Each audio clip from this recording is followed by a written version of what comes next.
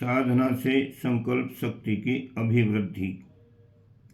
पानी का स्वभाव नीचे की ओर लुढ़कना है। फैला देने पर वह बिना प्रयास के ही ढलान की दिशा में अपने आप बहने लगेगा, किंतु यदि उसे ऊपर चढ़ाना हो तो बहुत सरंजाम इकट्ठे करने पड़ेंगे और बहुत श्रम जुटाना होगा। ढलान की ओर बिना श्रम के ही जिस तेजी से बहता है, उतनी बात ऊपर चढ़ने के प्रयास में बहुत प्रयत्न करने पर भी नहीं बन पड़ती। पतन और उत्थान की दिशा में प्रगति का क्रम भी पानी की तरह ही है। दुर्जनों का संग, दुष्कर्मों का उत्साह, पतन का उपक्रम जिस तेजी और जिस उमंग के साथ चलता है, उत्थान प्रयासों में वैसी बात कहाँ बन पाती है। गड्ढे में, खंदक में कोई भी गिर सकता है। ऊपर चढ़ने और आकाश में उड़ने के लिए तो बहुत बल चाहिए और बहुत साधन।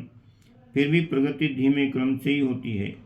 उत्थान और पतन के संबंध में भी यही आकाश पाताल जैसा अंतर पाया जाता है।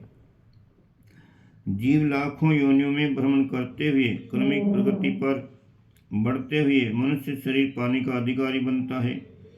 निम्न योनियों के लिए उपयुक्त प्रवृत्तियां मनुष्य के लिए निरर्थक एवं हानिकारक बन जाती हैं, अस्तु वे छूटती भी जाती हैं। सभ्यता एवं संस्कृति की रगड़ पड़ने से प्रतिगामी पशु प्रवृत्तियों में से कुछ तो छूट जाती हैं, किंतु फिर भी बहुत सी प्रसुप्त एवं जागृत स्थिति में बनी रहती हैं। इनकी जड़ें अचेतन मन की गहरी परतों में घुसी होती हैं। चेतन की विवेकशीलता एवं सतर्कता के दबाव से वे प्राय दबी रहती हैं, फिर भी उनका अस्तित्व पूर्णतया समाप्त नहीं हो जाता। जब भी उन्हें अवसर मिलता है, वर्षा में घास की सूखी जड़ें जिस प्रकार हरी हो जाती हैं, उसी प्रकार प्रबल हो उठती हैं। कई बार तो उनकी प्रबलता इतनी अधिक हो जाती है कि सभ्यता के सारे आधारों को कुचलकर मन ऐसे कर्म करने लगता है जिन पर पीछे पश्चाताप ही करना पड़ता है। दुष्प्रवृत्तियों में छल, क्रोध, कामुकता, लोभ जैसी कुछ अति प्रबल हैं। जब वे उभरती हैं तो मनुष्य अनेकों अपराधी क्रूर कर्म करता पाया जाता है। इनमें से मंद है आलस्य और प्रमाद। पेट भर जाने पर निम्न कोटि के जीव ऐसे ही आलस्य में ऊँघते रहते हैं। मनुष्य पर भी शारीरिक निष्क्रियता और मानसिक दीर्घसूत्रता छाई रहती है। मनुष्यों में से जल प्रकृति वालों की यही स्थिति रहती है। वे कामनाएं बहुत सी करते रहते हैं, पर उन्हें पूरी करने के लिए जिस पुरुषार्थ की आवश्यकता है उससे कन्नी काटते हैं। ऐसी दशा में दुर्भाग्य को रोते रहने के अतिरिक्त और कोई परिणाम निकल ही कैसे सकता है। पशु प्रवृत्तियों के कुसंस्कार अंतर मन में जितने अधिक और गहरे छाए रहते हैं, उसी अनुपात में मानवोचित प्रगतिशील जीवन क्रम अपनाने में पग पग पर बाधा पड़ती है। आगे बढ़ने के सामान्य प्रयासों को प्रतिगामी कुसंस्कार टांग पकड़कर पीछे घसीट ले जाते हैं। यही गजग्रह संघर्ष, देवासुर संग्राम अंतर जगत में चलता रहता है। पौराणिक कथा गाथाओं के अनुसार इस लड़ाई में आमतौर से असुर जीतता है और देव हारता है।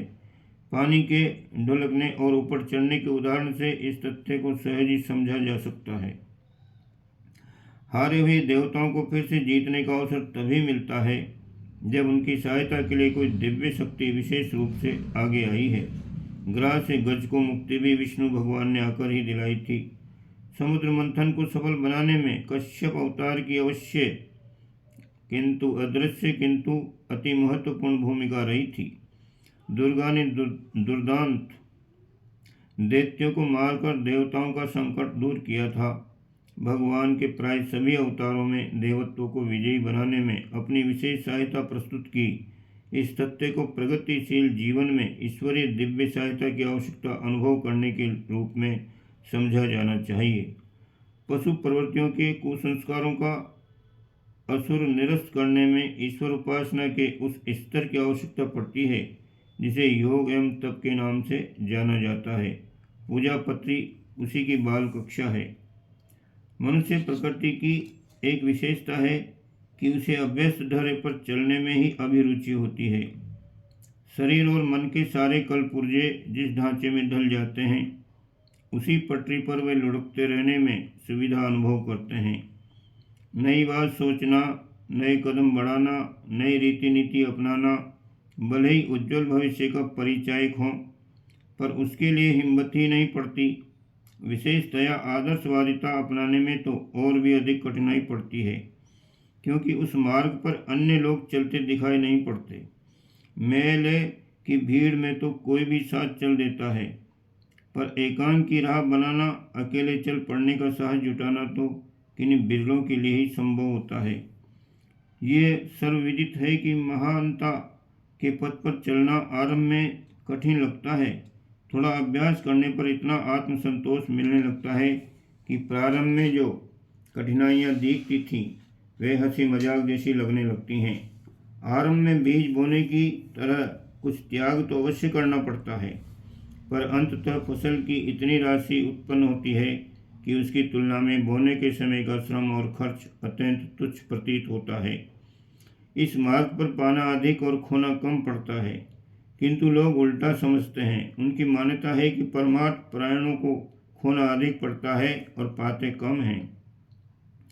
आदर्शवादी महापुरुषों के जीवनों पर दृष्टिपात करने से इसी निष्कर्ष पर पहुंचना पड़ता है कि उन्होंने घाटे का सौदा नहीं किया।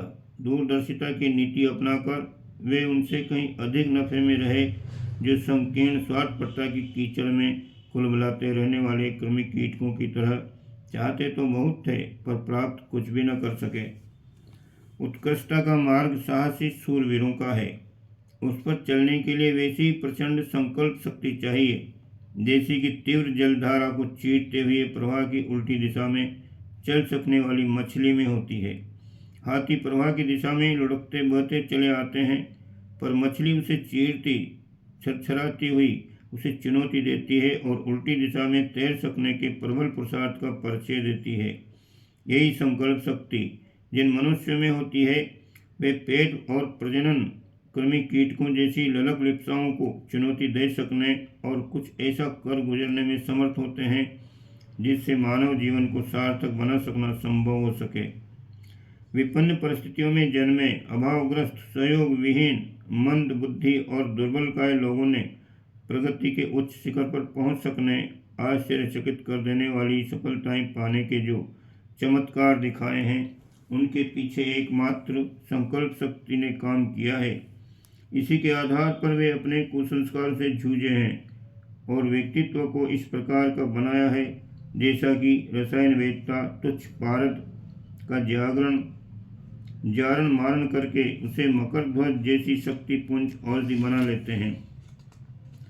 ये संकल्प शक्ति ही वह चुंबकत्व है जिसके संपर्क में आने वाला हर व्यक्ति प्रभावित होता है। लोहा मानता है और प्रखर प्रामाणिकता के आगे नतमस्तक होकर भावभरी श्रद्धा समर्पित ही नहीं करता, वरन सच्चे मन से सहयोग भी प्रदान करता है। प्रतिकूलताएं दुर्बल मन स्थिति के लोगों को काल जैसी विकार लगती हैं, आशा का दीपक बुझा देती हैं और भयभीत करके प्रयास त्यागने को विवश करती हैं। किंतु संकल्प के धनी उससे अटकेलियां करते हैं, आंख मिचौनी खेलते हैं और शर्त लगाकर प्रतिद्वंदिता खड़ी करते हैं। मनुष्य लोगों को प्रतिकूलताओं के साथ छेड़खानी किए बिना चैन ही नहीं पड़ता। कितने ही दुस्साहसी लोग दुर्गम यात्राओं पर निकल पड़ते हैं, जंगली पशुओं से भरे जंगलों में एकांकी भ्रमण करते हैं, खतरों को आमंत्रण करते हैं और साहसिक शूरवीरता का कीर्तिमान स्थापित करते हैं। गुजारे के सुख साधन होते हुए भी उन्हें खतरों से खेलने बिना चैन ही नहीं पड़ता। सृजन प्रयोजनों में जुट पड़ते हैं तो भागीरथ की तरह गंगा लाएं और फरियाद की तरह नहर बनाने के चमत्कार दिखाते हैं।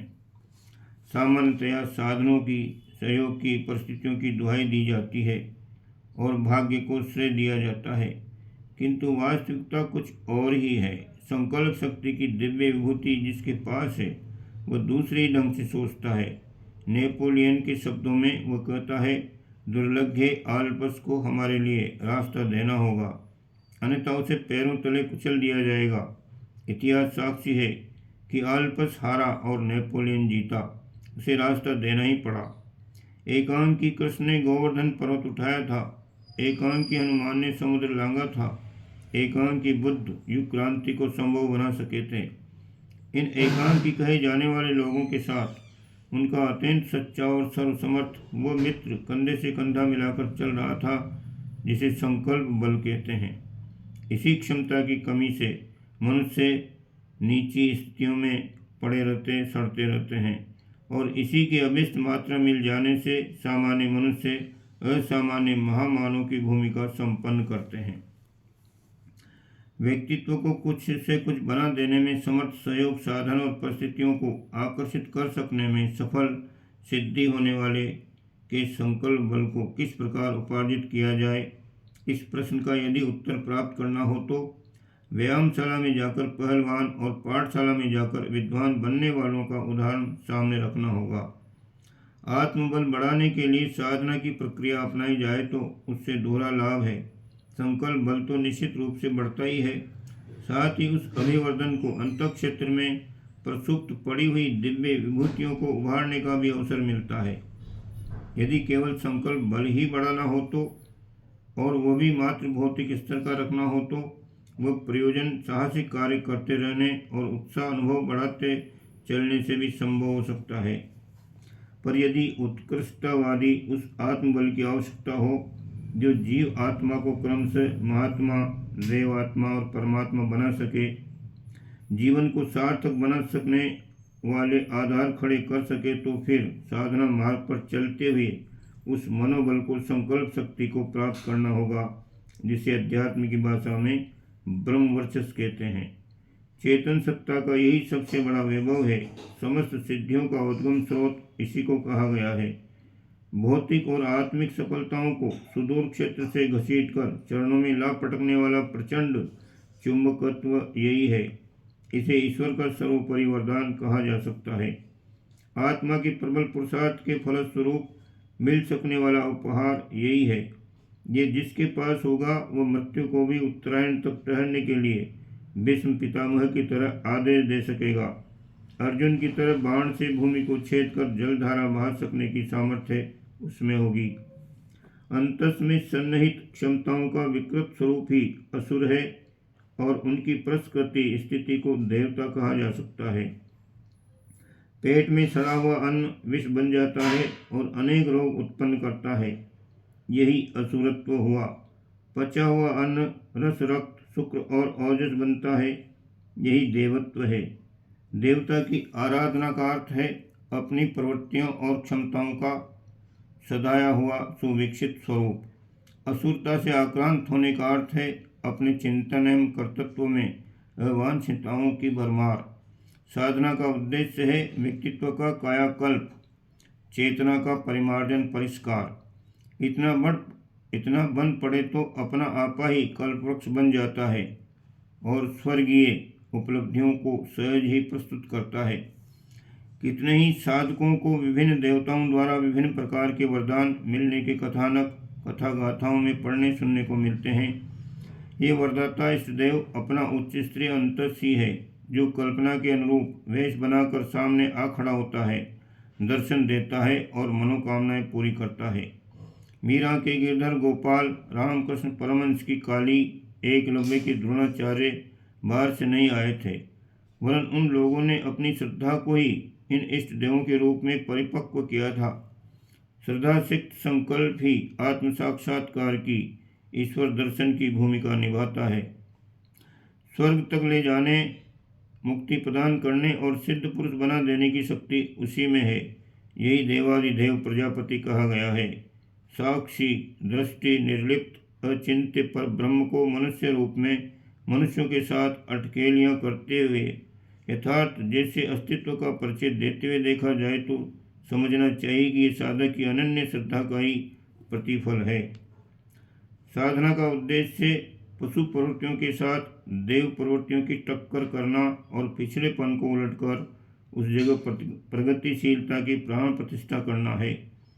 इस प्रयास को आंतरिक महाभारत, लंका दहन, समुद्र मंथन आदि पौराणिक गाथाओं के साथ जोड़ा जा सकता है। विश्वामित्र द्वारा नई सृष्टि बनाने च्यवन ऋषि का कायाकल्प जैसे उपाख्यानों की संगति भी साधना समर के साथ जोड़ी जा सकती है। निश्चित रूप से यही वह देवासुर संग्राम है जिसे आत्मोत्कर्ष की विजयश्री का वर्णन करने वाले हर साधक को अनिवार्य रूप से लड़ना ही पड़ता है। भगवान का अंतरात्मा में अवतरित होने का आभास इसी से मिलता है कि उस धर्म क्षेत्र कुरुक्षेत्र में 5 जन्य बजाया नहीं, गांडीव खटकाया नहीं। धर्म की स्थापना और अधर्म की विनाश की 2 हलचलें एक ही समुद्री हिलोर के ज्वार बाटे जैसी 2 अलग अलग दिखने वाली किंतु वस्तुतः अन्योन्याश्रित एकात्म गतिविधि ही समझी जानी चाहिए। साधना का उद्देश्य अंतरात्मा में ब्रह्म सत्ता का अवतरण करना है। ये प्रयास किस मात्रा में संभव हो सका, इसकी परख यही हो सकती है कि पशु को देवता बनाने की गतिविधियां कितनी ज्वलंत हो रही हैं। अग्नि परीक्षा प्रक्रिया सीता जी के वापसी के समय हुई थी। आत्मा रूपी सीता को परमात्मा रूपी राम से मिलने के लिए इसी आँच में होकर गुजरना पड़ता है। रावण रूपी पशुत्व का कोई प्रभाव तो शेष नहीं है। संभवतः यही जांचने के लिए अग्नि परीक्षा का उपक्रम किया गया था। सोने को खरा खोटा घोषित करने से पूर्व भी अग्नि परीक्षा और कसौटी की रगड़ आवश्यक होती है। साधना की इन्हीं में से किसी के साथ तुलना की जा सकती है। साधना को किसी समृद्ध देवता की चापलूसी करके कुछ इनाम पुरस्कार झपट लेने की तिकड़म नहीं समझा जाना चाहिए, जैसा कि आजकल आमतौर से समझा जाता है। जंत्र मंत्रों को जादू नहीं समझा जाना चाहिए, जिनके सहारे सहज ही लंबे चौड़े लाभ और चमत्कार प्राप्त होने की बालक कल्पना की जाती रहती है। उपासना विशुद्ध विज्ञान है, जिसमें आत्म परिष्कार के लिए प्रबल प्रयत्न करना पड़ता है। ये जितना गंभीर, वास्तविक और प्रखर होता है, उसी अनुपात से व्यक्तित्व निखरता है। इस निखार के साथ ही भौतिक समृद्धियों और आत्मिक विभूतियों को रिद्धि सिद्धियाँ मिलती हैं। साधना मानवीय प्रगति का अति महत्वपूर्ण आधार है। व्यक्तित्व को परिष्कृत बनाने से बढ़कर जीवन की सार्थकता सिद्ध करने वाला और कोई दूसरा उपाय नहीं है। अंतस में छिपी पड़ी प्रसुप्त विभूतियों को ढूंढ निकालने की तुलना में और कोई संपत्ति उपार्जन का लाभदायक व्यवसाय इस संसार में है नहीं। इसी मार्ग पर चलकर हम भौतिक और आत्मिक प्रगति के उभय प्रयोजन सिद्ध कर सकते हैं। ओम शांति।